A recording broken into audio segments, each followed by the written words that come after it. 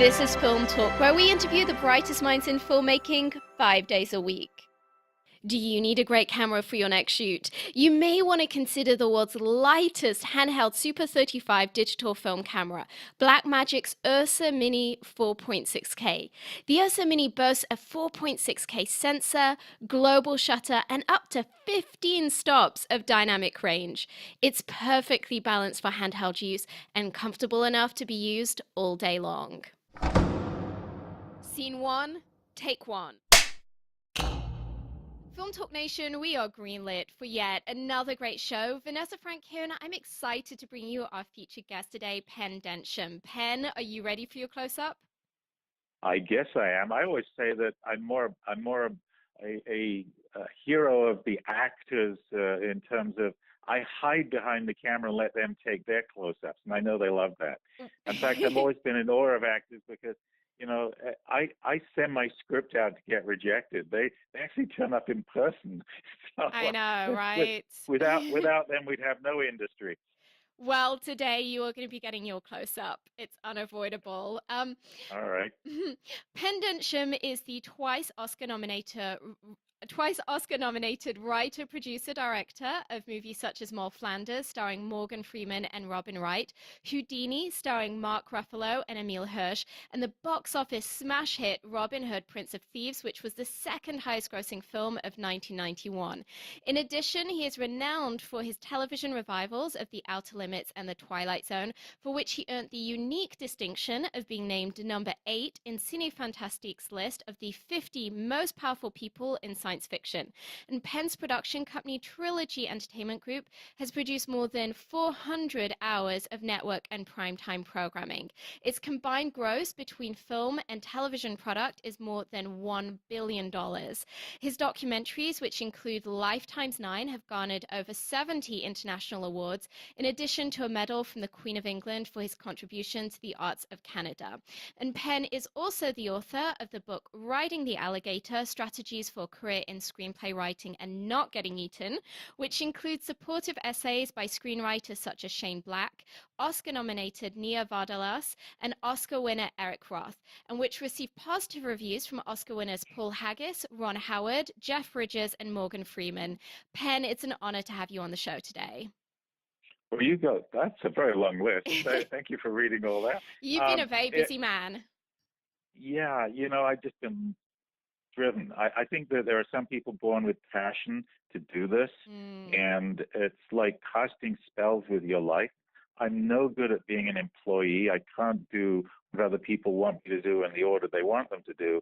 And so becoming a filmmaker, I think, was a survival mechanism, and then slowly learned that I wasn't too bad at it, and then kept going, trying to figure it out. I never went to school for it. I sort of learned on the job, and I've been very, very privileged. People like Norman Jewison saw my work and brought me to Hollywood. And I also wrote my book because I really wanted to share some of the perspectives that I'd learned about being a creative person in an environment that doesn't always understand you. I think one of the key things about being creative is that you're trying to invent things that have never existed before, and trying to sell them to people that are very resistant to buying anything that's new. So part of my book was its hope that it would inspire people to take risks. And I hate telling people what to do. I love encouraging them to find their own route to success. So. Yeah. Well, I really feel that it's an incredible honor to have you join us today. I feel very much that Robin Hood, Prince of Thieves is one of the most perfect movies I've personally seen. And so I feel very much like saying, Master, please teach us. So how did you first get your start in the industry? Well, my mom and dad, when I was 3 and 4 years old, were making short films in the British film world. They were going into the movie theaters, and I don't think they could afford babysitters, so they dragged me along. And I watched how powerful a camera was. You put a camera up, and everybody wants to know what's going on. And they also, I got to ride a live alligator in one of their movies about people who kept strange pets when I was 4 years old. And that became the cover photo for my book. It was such a strong impression And I also think that maybe it's in our genes because my son writes, my brother is in the film business, my mother was an extra in Alexander Korda movies as a child. So I think there's something also that causes people to select the things they're naturally best at. And that's if you're lucky. I think some people never get to discover that. And that's, what I was lucky enough to see it when I was young. And from then on knew that I wanted very much to somehow, some way be in this world. It seemed magical to me. So, how did you get your first job in the industry? I quit school when I was 15 because the school system was trying to help me become what they wanted rather than who I Yeah, was. And I managed to sort of scratch around and sold a few photos and things. I photographed the Rolling Stones when I was 17 for the BBC. that's And amazing. I became a discotheque disc jockey trying to find my way through life. And in fact, I met David Bowie doing that when I was 19 before he'd ever had a record released. So this week was rather sad Yeah, this because this this is, week must have been a pretty shocking week for you, of course, with Alan Rickman having Alan. just been just his performance in your movie Robin Hood, Prince of Thieves is so compelling. And in fact, when he passed, I don't know whether you had the opportunity to see this, but I found my Facebook feed absolutely filled with quotes from Alan in your movie Robin Hood, Prince of Thieves. So yeah, I mean this last week must have been really shocking for you between Bowie passing and then Alan. Yeah, no, it's strange. It makes you measure your life, and you realize the skills that he had. Sometimes you don't realize what you've got till it's gone, as Joni Mm, Mitchell used to say. yeah. And that he was a treasure. And a lot of the things that you see in the Sheriff of Nottingham and our movie are because he took risks and invented lines as well as the lines that were written. And he created that character by going beyond what anybody'd ever seen a villain do.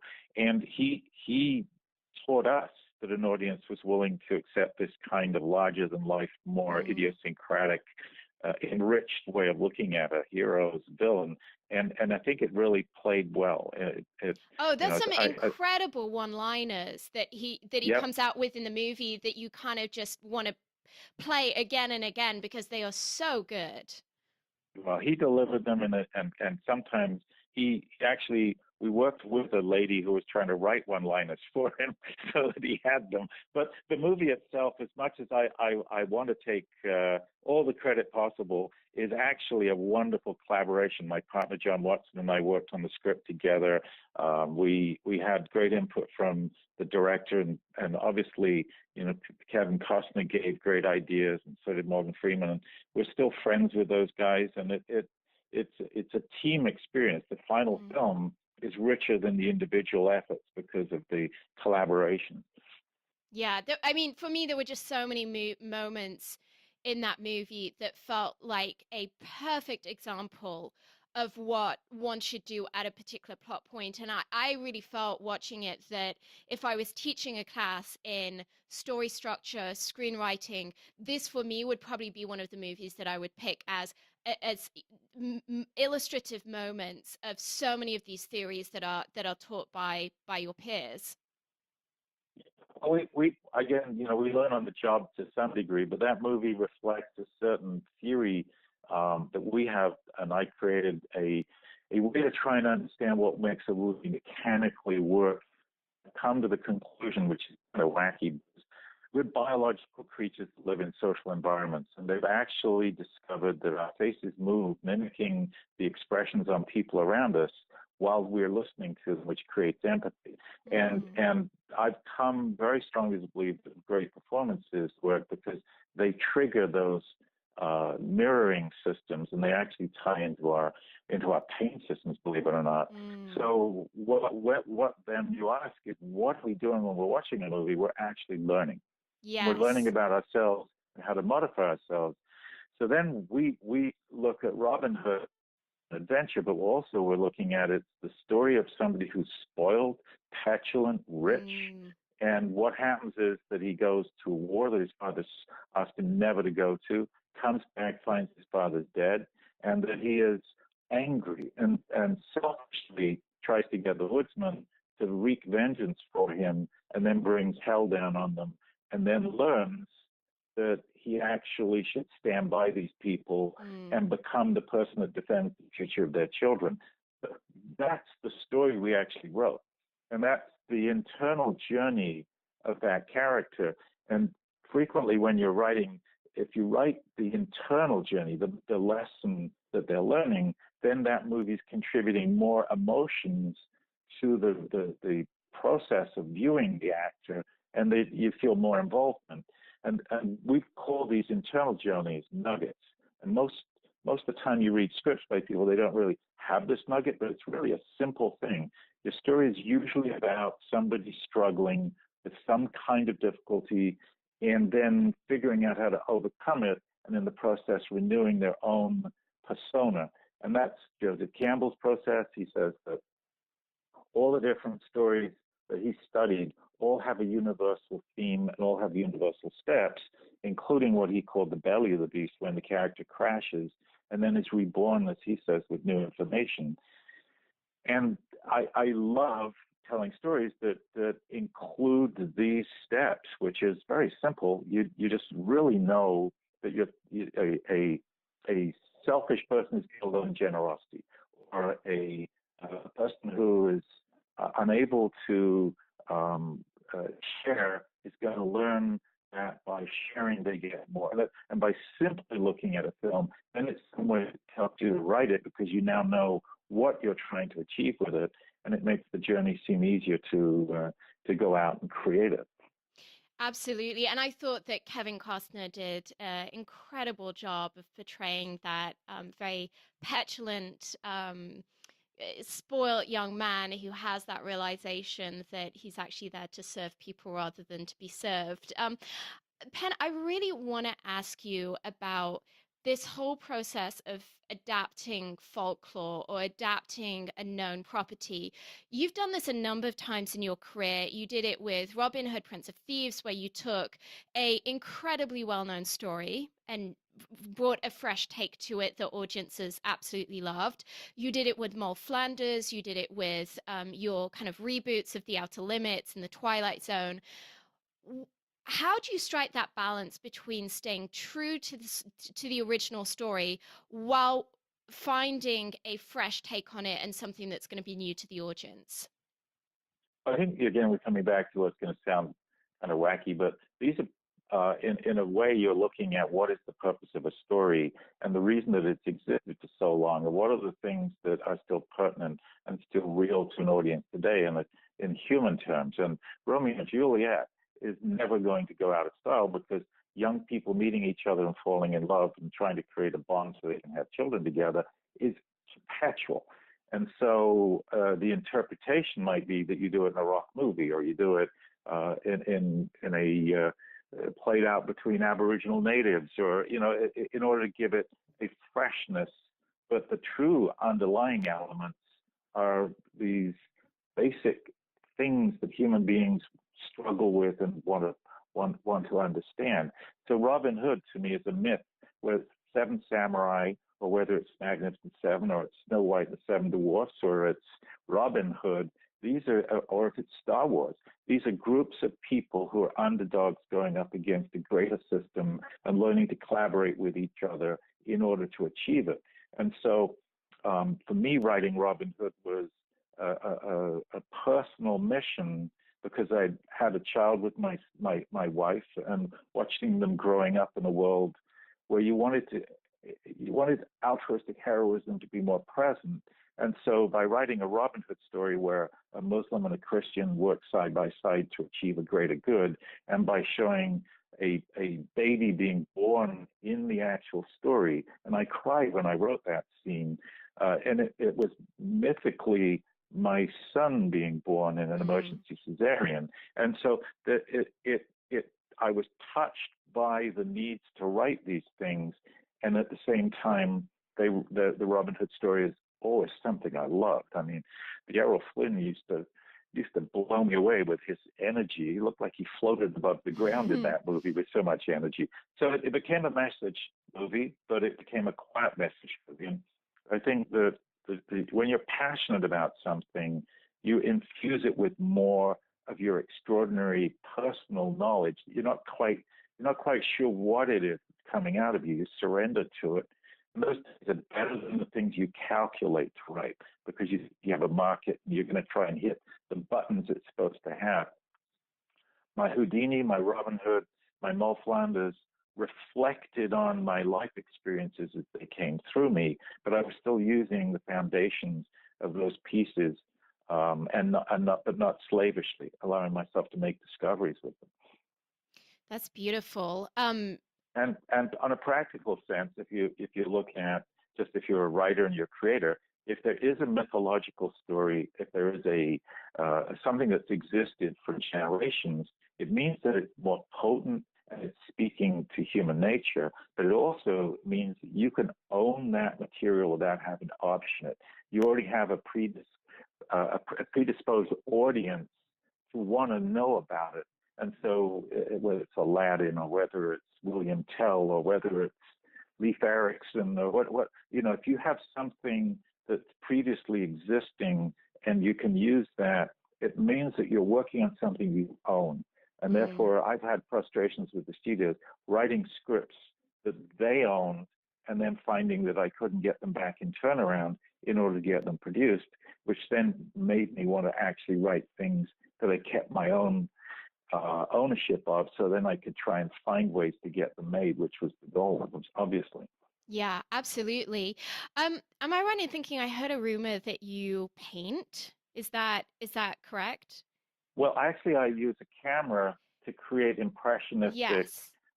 nature photography, and I say I paint with a camera because my images are not like anything I've ever seen anybody else do, which is sort of, again, surrendering to this intuition, not saying, what am I supposed to do, but what if? So what if I love filming, taking images of koi, and putting, the camera up so that it takes long time exposures and the koi will become colored smears like rainbows, or I'll sometimes, look for reflections on the surface of the water, and I'll also move the camera at the same time as I'm taking the image.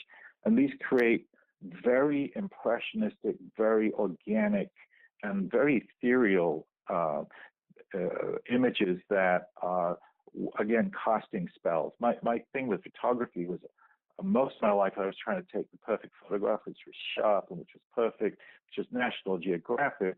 And when I stopped doing that and said, what do I feel? And I tried to capture what I felt, those images, you can't look at them and just glance away. They're full of intricacies and colorations and movements that are not necessarily consciously clear what they are, but they're engaging in ways that are very fresh and new. And that is also what I translate back to my writing. So that, again, it's about emancipating yourself and discovering what comes out of you, and finding. I firmly believe that we're instruments, and that each of us is different, and that I get very frustrated with some of the prescriptive books that say you must do this on this page. Yes. This. I don't know how you write like that, but I think they're good checklists for once you've written. I honestly think you write any way that this material speaks to you. I get the endings of my movies frequently and then pursue to discover what the emotion came from. I also call the first draft of a movie. Are we allowed to swear, by the way, on your show? Go for it. Okay. Well, I call the first draft of anything the Lewis and Clark, which is any fucking way to the coast is legitimate. Yeah. Because when you're going somewhere that has never been traveled before, you're entitled to make some mistakes. You're entitled to make some discoveries. You're entitled not even to know where you're going to go until you get there. And that kind of frees up the conscious process, letting something come out of you. And that's how I think you get in touch with your voice. And I encourage people to write the most dangerous things. In other words, not the things they think other people want, but the things that are the most far out and creative that they can get out of their body. And that material is then the material that excites others. It's the language that you write, which is different from normal language, but can actors want to say it. It's the discoveries in terms of the deeper resonances that we will write from our subconscious. I find that those scripts are far more rich and unusual and have layers of human character in them that I couldn't get when I'm trying to write something to a prescription. And then when you get to the coast and you've got your entire piece of work, first of all, I always say celebrate because we tend not to. We tend to want to immediately get criticized by somebody. Second thing is then now you've discovered the journey. And so you put the freeway through. And that's the second draft, which is letting go of the things you didn't need and trimming off the pieces that were excessive and putting up road signs so that the audience that's reading the script understand the goals of what you're trying to achieve. And that way you create something that communicates. I also am very, very protective of other people's creativity. I was really shit on as a teenager by a stepmother and a father who was very uncertain about my future, and it made me very careful not to tell other people how to create. And my goal when I'm writing a book or having a conversation like this is to help encourage other people to overcome their vulnerability, their self-doubt, their critics. And I always say, don't give your first draft to anybody who isn't spiritually in tune with the kind of things you're trying to achieve. And I call those people story midwives. They're helping you to push through the pain of giving birth to something. Neither of you should be allowing the other one to tell them what it should be. You should both be about trying to discover what can come out of you. And then afterwards, it's inevitable. We have to give it to those who don't understand as richly, and we have to make sure they get it. And that's when you put the freeway through and the signposts up, because if you don't get the buyer to understand what your goals are, you won't get the millions of dollars you need to be able to get the material made. So do you have a daily process for your creativity, for your writing? I tend to find that I hate myself in the morning because I procrastinate like mad. I don't get much written, and I feel like I'm not doing anything. And so I'm picking around with the script that I've worked on and looking at the previous pages and assembling notes and feeling very guilty that I'm not achieving anything. And then suddenly find in the middle of the afternoon, suddenly all kinds of stuff blurts out of me. And I've come to do that over and over, and it's just ridiculous. I keep feeling this sense of guilt in the morning, and then something happens. So I've realized that each of us have writing styles, and we should just surrender to them. If there are ways that this works for you that might not work for me. And I'm also very much into surrendering to the fact that sometimes there is nothing to write yet, and your brain is processing it. Scientists have found that the human brain, when you think you're daydreaming, is actually working overtime. It's actually processing things that are yet to be realized in your conscious mind. And so frequently I've also found, go take a shower. It's the most amazing thing. Taking a shower puts your brain into similar brain waves as when you're actually having a creative epiphany. And so I find frequently I actually get solutions to things that are untenable to me, and suddenly they pop out of me in the shower. And the other thing that I've learned from other people as well is there's this very simple form for helping you to write something, which is write a piece of crap. Write something that you're not aiming to the gods. You're not trying to make it immediately be gone with the wind or Star Wars. Just write something that just comes out and say to yourself, it's not that important. It's not really that big a deal. I'll just get it out of me. And what you're really trying to do is defeat that mechanical critic in you that's sitting on your shoulder going, this is awful. This is bad. You said, yeah, it is. I'm going to keep writing it, though. Do you mind? Yeah. Write the bad version first. Yeah. And then what you look at it the next day, because you cannot judge and write at the same time. Next day you look at it and go, that's pretty good. Yeah. So by writing a piece of crap, you actually take away the filter that causes this thing to try and protect you from failure. And it's actually it's trying to help this nagging voice, but it's doing the worst job in the world of doing it. Absolutely. I absolutely agree with you. Pen, what is the biggest challenge that you've encountered so far in your career, and how did you turn that situation around? Gosh. Well, usually let's try and find a concrete instance. I wrote Mal Flanders. I wrote it in secret because I didn't want my partners at that time to know I was writing a woman's story because it was so ephemeral to me. I was so uncertain about. I knew it had to come out of me. When it was finished, we gave it to the head of UA, and he passed on it. So I went and begged him to read it again because this thing was in my soul. I needed to try and express it. So he read it again and said he didn't get it. And so I used up a lot of my energy. And when he saw the final movie, he said he got it. So I learned that people don't always see what you see. Then my partner suggested we give it to MGM, which was the opposite side of UA, and they were enthusiastic. But I discovered that it wasn't going forward, and so I begged for a chance to meet Frank Mancuso, and I was going to ask him to read the script. And I went to a meeting with him, and I'm scared shitless. This is like asking the Pope to meet with you because he runs the company. He's the chairman of the board, and I've already been rejected by UA. So I go in, and he says, when I read the script, I liked it up until when she started to drink, and I thought she was a bitch after that. And years and years and years before, I'd taken a selling class, and I knew that at that point, what I had to do was find how to get this person's objections out of him. Because if I could get the objections out of him, I could then have only a script that was full of the things he liked. So I would say, what else didn't you like? And I would say, I understand that you could see it that way, but that wasn't my intention. And they didn't own this. This was just me trying to get. And so I just kept saying, ask for more criticism, ask for more things that they didn't like. And this is called overcoming the objections. Yeah. And if you actually hear the things that people are arguing with you about in terms of why they won't buy, you may find that they're not necessarily the reasons. You may find that you've got better solutions somewhere else, that clearing up some point early in the script stops this argument later on. So I went away in 3 days, did another draft of the script, and gave it back to Frank Mancuso, half expecting him to tell me to get lost. But in fact, he read it, and he said, this is one of the best scripts I've ever read. Wow. And I had turned it around from a rejection to an actual possible green light by listening and engaging him. And I already knew the team at MGM wanted to make it.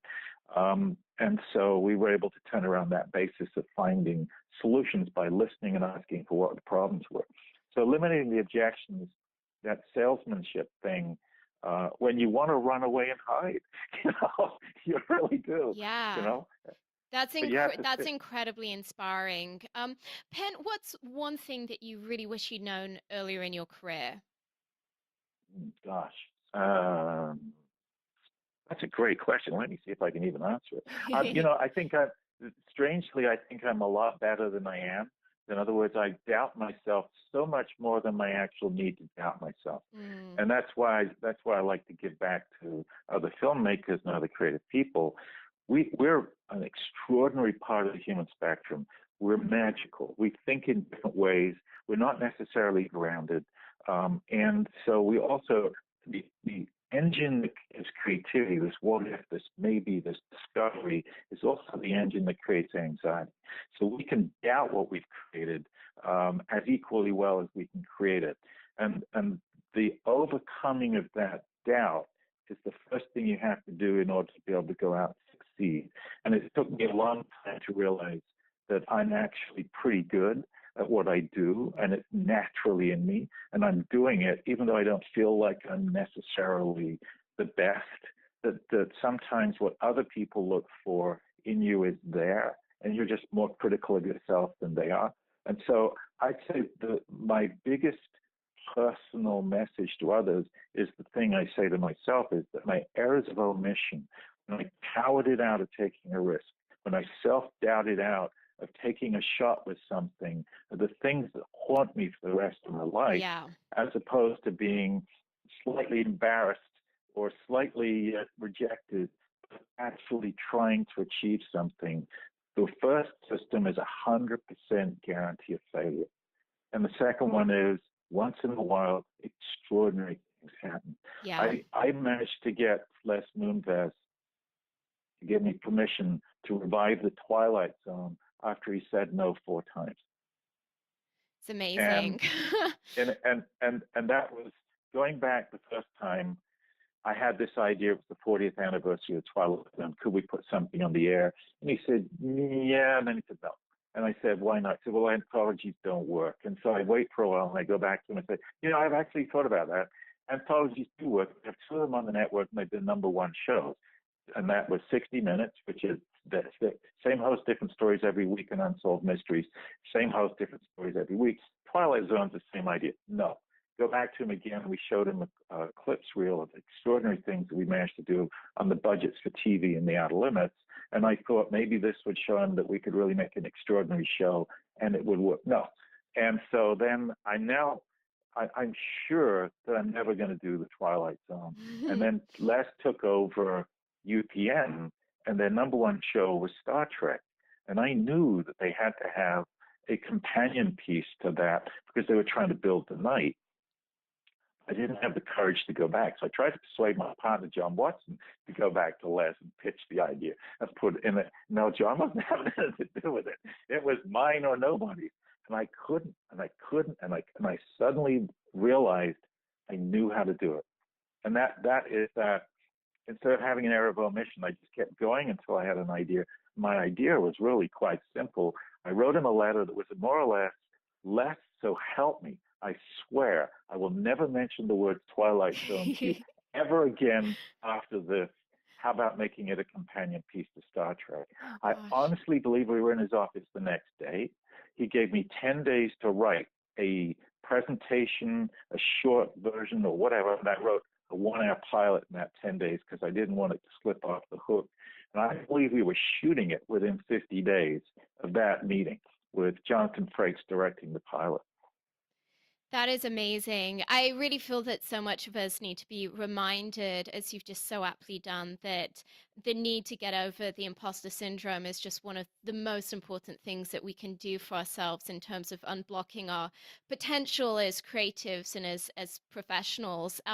Well, Pen, we're about to end. I love that you know what the imposter syndrome is. That's I suffer from it all the time, so I'm painfully aware of the imposter syndrome, yes. Yep. I would love to, I don't know how your time is, but I'd love to go through my sales process because in some ways it involves how to overcome those things. And it's really simple. Well, and if you can boil it down to some very simple steps. Very simple yeah. things. First thing is, if you're going to sell something and you're passionate about it, research the buyer and do it authentically. I will check out who it is I'm going to go meet, what it is they know, and what I like that I can honestly say that I appreciate that they've done, or find a commonality, because I firmly believe that people don't buy from strangers. Sending a script out and getting rejected is easy. Turning up and persuading them to understand you and to understand them so that they see you in the light as a human being, someone they can collaborate with, somebody that appreciates who they are, which is authentic, and you have to find honest things. That's the first thing you've created rapport. The second thing is demonstrate passion.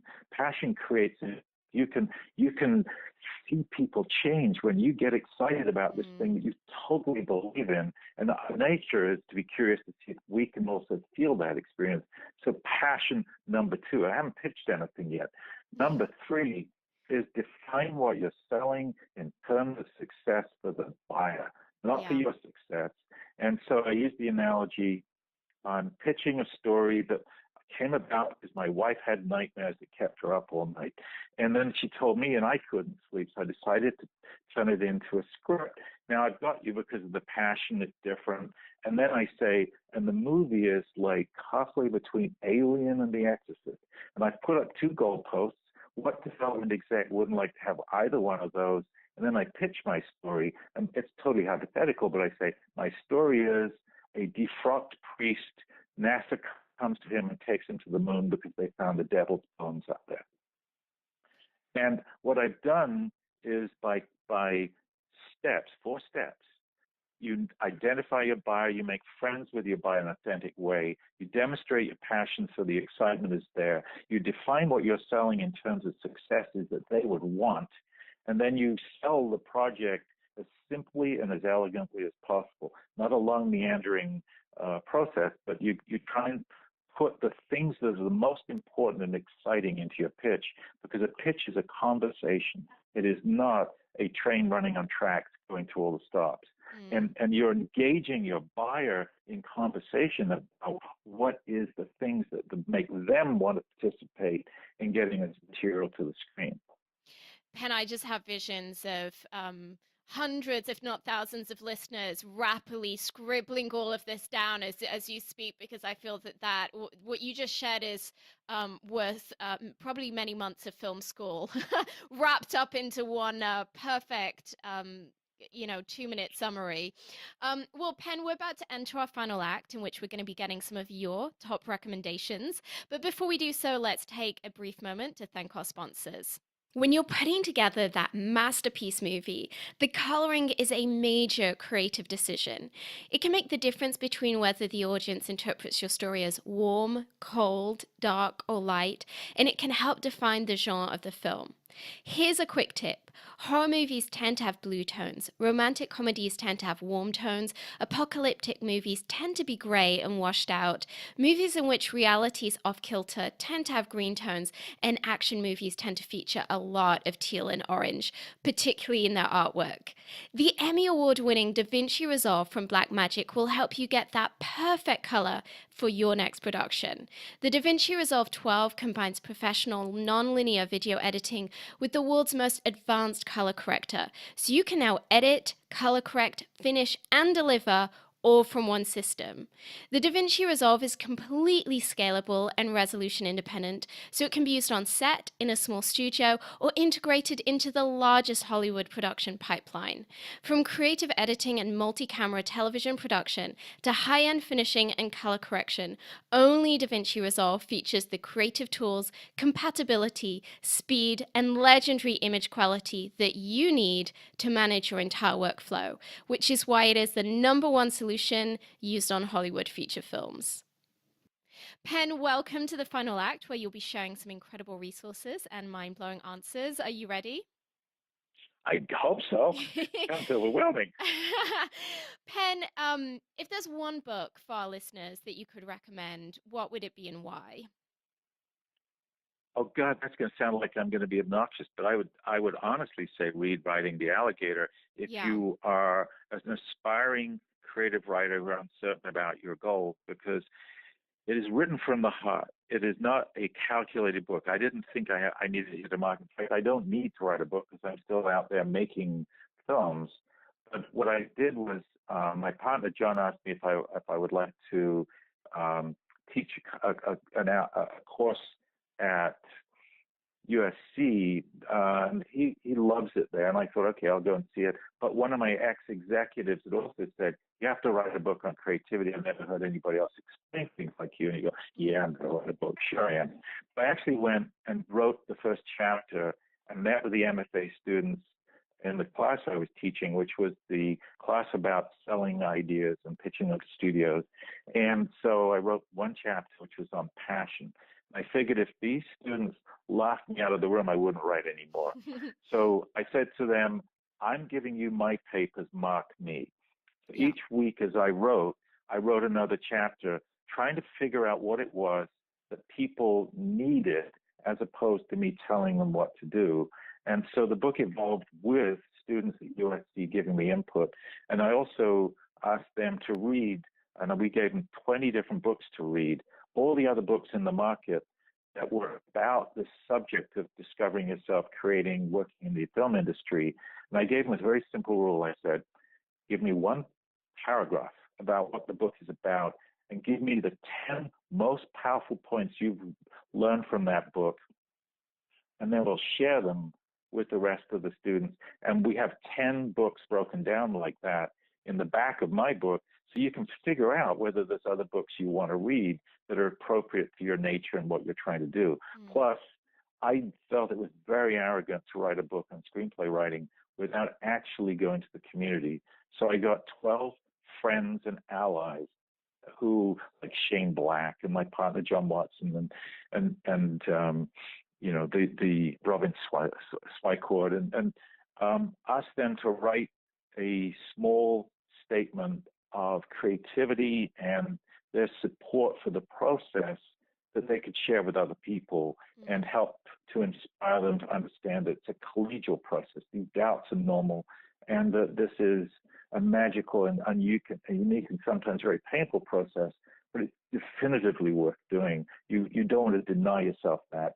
So all of that is in my book, Riding the Alligator, and I only would push it if I got feedback saying that it really seems to help some people Yeah. who find their nature is the same as mine. Yeah.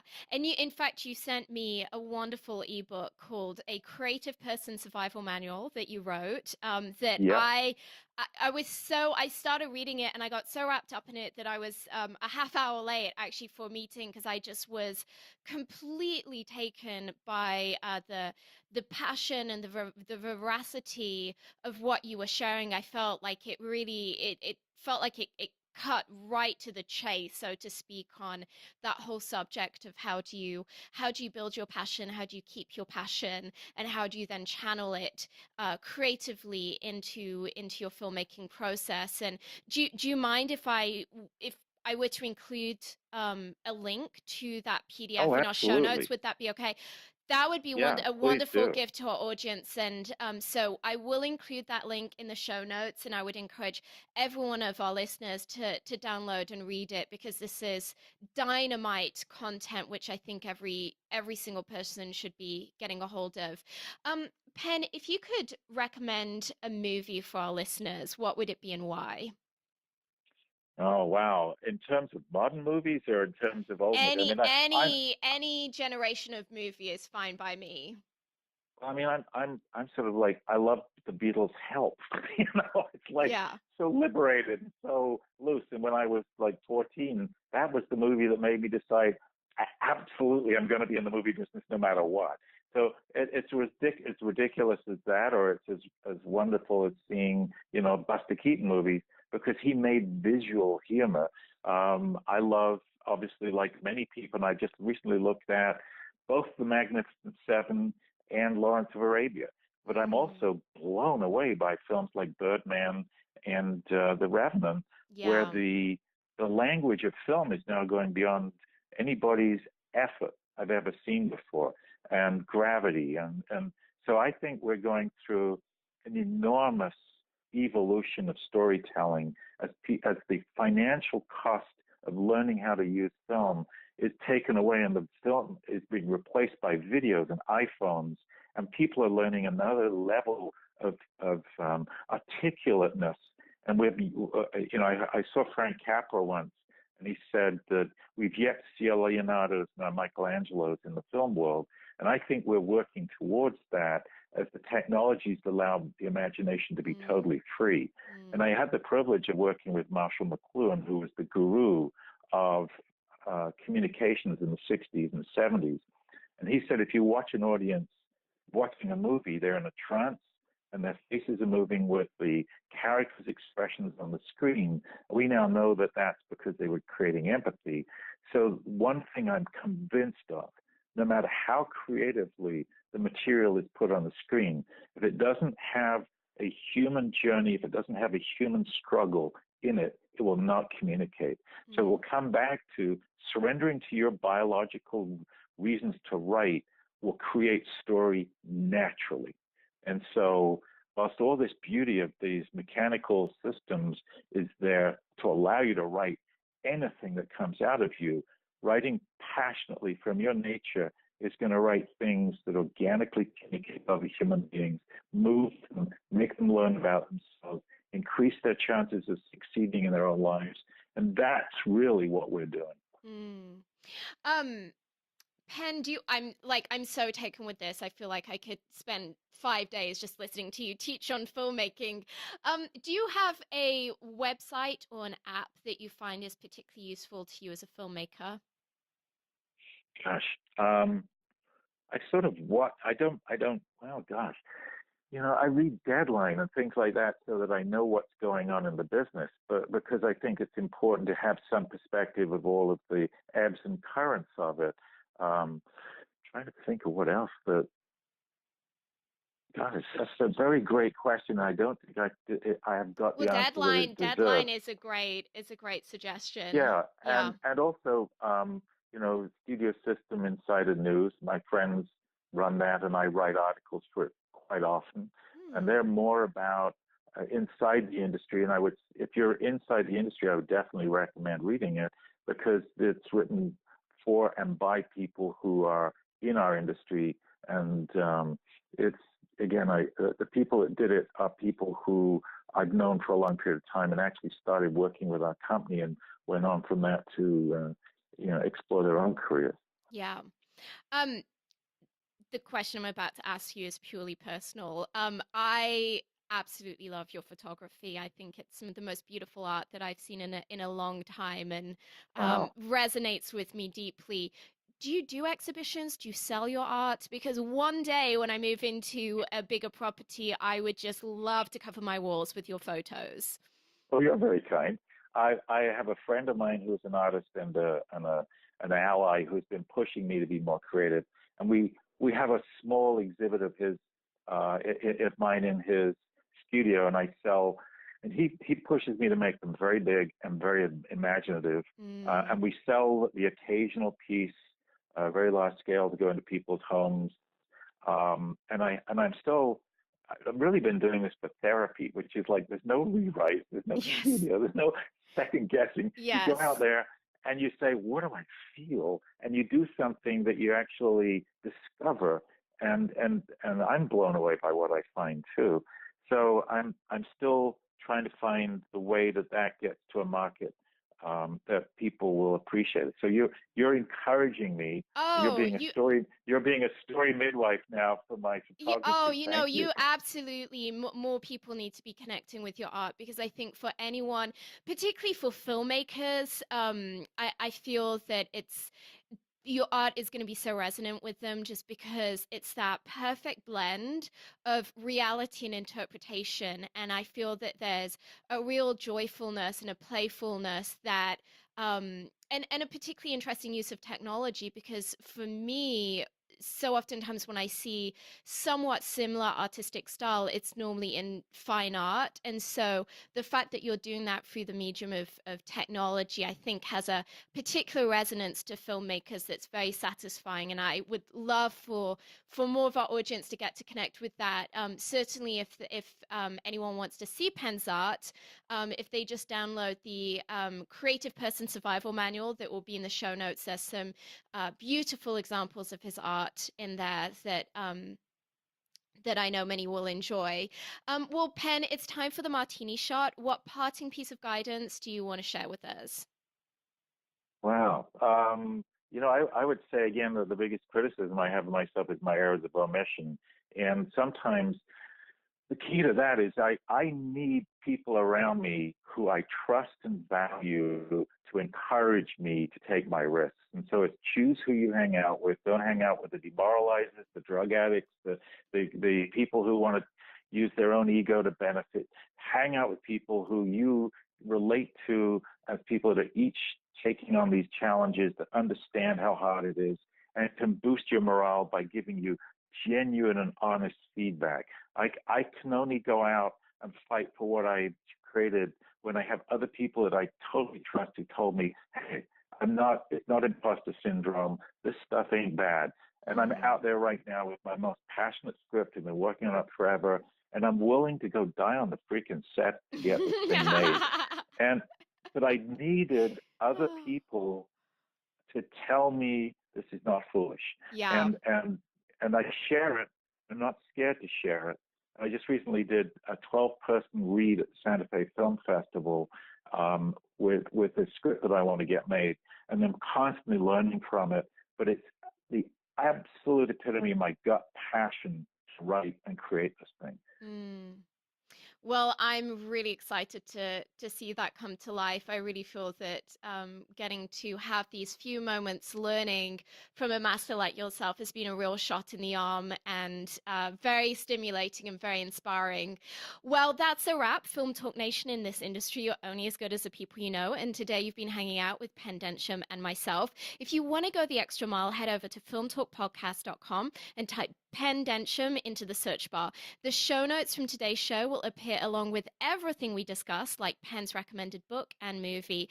Pen, we appreciate you sharing your priceless insight with us today. Film Talk Nation thanks you, and we'll see you on the red carpet. Thanks, Vanessa.